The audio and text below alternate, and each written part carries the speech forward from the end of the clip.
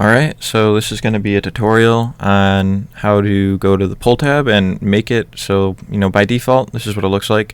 It just has a URL when you're adding YouTube videos and stuff.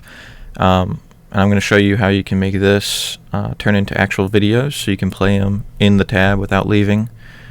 So first what you're going to need to do is you're going to need to get TamperMonkey. So all you need to do is search TamperMonkey. And right here Google Chrome pops up, and it's also for Firefox if you're using Firefox, but I'm using Chrome, so I'll click that, and then just click install. You'll have TamperMonkey.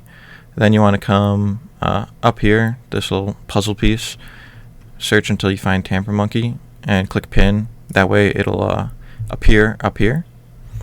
And then what you'll need to do is go here, click dashboard, and you can now see all the scripts that are running on TamperMonkey, which are going to be 0 by default. So then you need to go to bracket tab. So I'll bring this over. This is the instructions I'm kind of making. You'll probably be using this to see this video, but just copy this link here to go to the script, paste that into your browser, and then this is Greasy Fork. This is the bracket pull tab thing script I made myself. So this is what it looks like before, this is what it looks like after.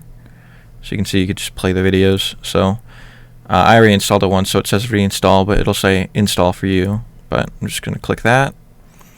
This shows the code that is being used.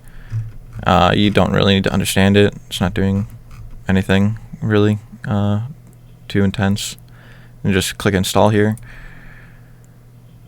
And that should be it. So now if I go to my scripts, I'll refresh this, and you can see right here, you can see enable, disabled, or disabled, enabled.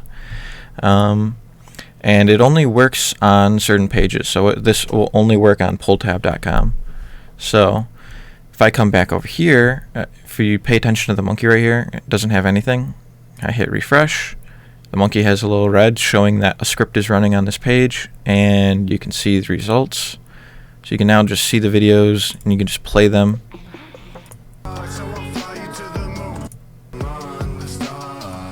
And so that's just really helpful for when we're doing these votings and you want to check everything out. You don't want to open up 10 tabs. So there we go. That should be it.